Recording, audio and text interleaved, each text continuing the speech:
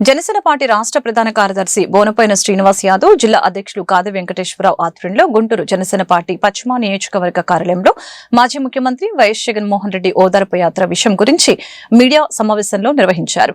ఈ సందర్భంగా వారు మాట్లాడుతూ గంజాయి బ్యాచ్ ను వెనకేసుకుని జగన్మోహన్ రెడ్డి పరామర్శకు గుంటూరుకు రావడం సిగ్గుచేటని చెప్పారు. తిరుమల లడ్డూ కల్తీ విషయంలో ఎన్డీడీబీ రిపోర్టు వచ్చిందని, వారిపై చర్యలు తీసుకుంటారని భావించి ఈ గొడవలు ప్రారంభించారని తెలిపారు. గతంలో మేము పార్టీ మీటింగ్లకు వెళ్తుంటే పోలీసులతో అడ్డుకున్నా మేమెవరిని దూషించలేదని అన్నారు.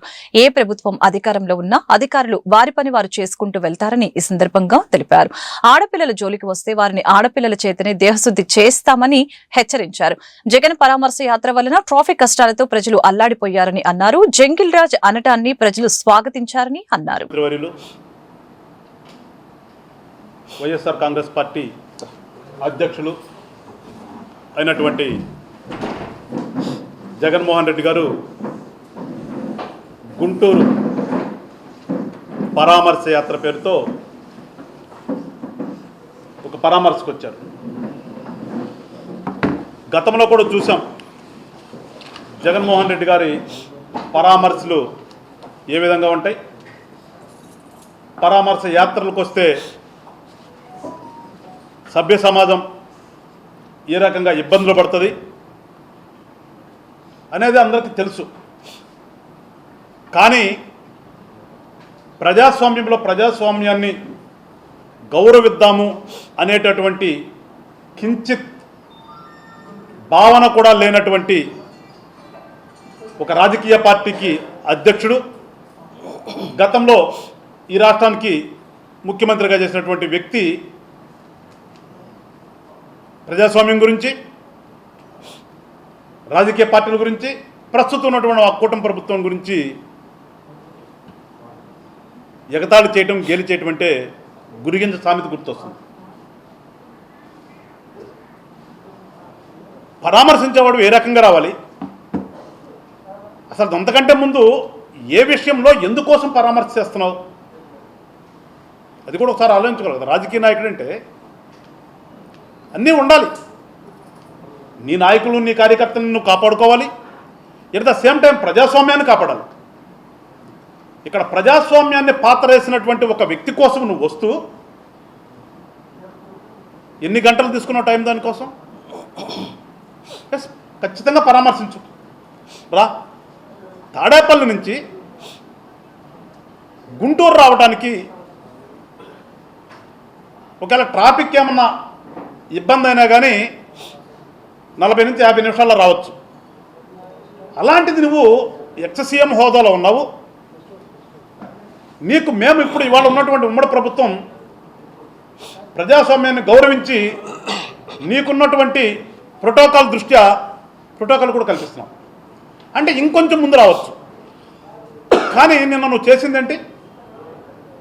ఇంటి దగ్గర నుంచి ఒక 50 వాహనాలతో బయలుదేరి కాదా టోల్గేట్ దగ్గర ట్రాఫిక్ నాపి అక్కడి నుంచి రోడ్ల మీద జనాన్ని నుంచో పెట్టుకుని వాళ్ళకి అభివాదాలు చేస్తూ గుంటూరు అంబటి రాంబాబు గారింటి చేరటానికి నీకు ఎన్ని గంటల టైం పట్టింది? జరిగినటువంటి జగన్ రెడ్డి గారి యాత్ర చూస్తే తాడేపల్లిలో ఉన్నటువంటి ఏదైతే సెపరేట్గా ఒక బ్యాచ్ ఉంటుంది, జేబు దొంగల బ్యాచ్, ఆ జేబు దొంగల బ్యాచ్లను పోగేసుకొని విజయవాడ నుంచి గంజాయి బ్యాచ్ని పోగేసుకొని ఏదో ఈయన కోసం వందలాది మంది ఎదురు చూస్తున్నట్టుగా ఆలస్యంగా బయలుదేరి ఓ 200-300 మందిని గుంటూరులో పెట్టుకొని ఆ 200-300 మంది కారు చుట్టూ తిరుగుతా అంబటి రాంబాబు గారి ఇంటికి రావడానికి సుమారుగా 6-7 గంటల సమయం పట్టింది. అంటే అసలు విషయం ఏంటి ఇక్కడ? రాంబాబు గారు ఎక్కడికి వస్తారంటే ఎవరు ఎందుకు ఆపారు? తిరుమల తిరుపతి దేవస్థానంలో పవిత్రమైనటువంటి లడ్డూలో కల్తీ నెయ్యి జరిగింది. ఎన్డీడీబీ రిపోర్ట్ వచ్చిన తర్వాత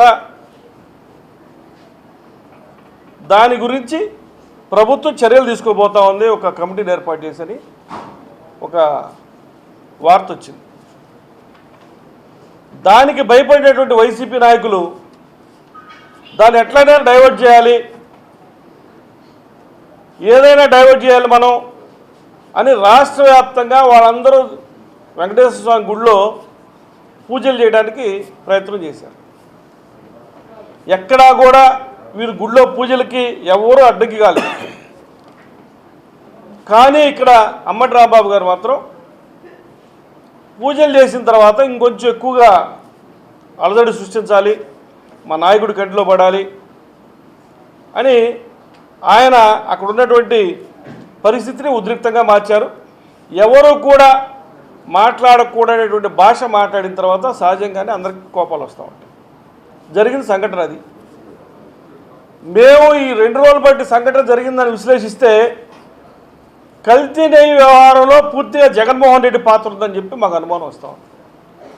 ఈ రోజున ఏదైతే ప్రభుత్వం ఒక కమిటీ ఏర్పాటు చేసి ఎంక్వైరీ చేయబోతా ఉందో, కల్తీ నెయ్యిని తీసుకొచ్చింది సుబ్బారెడ్డి, ధర్మారెడ్డి, కరుణాకర్ రెడ్డి, వీళ్ళందరూ కూడా డంబీలు. జగన్మోహన్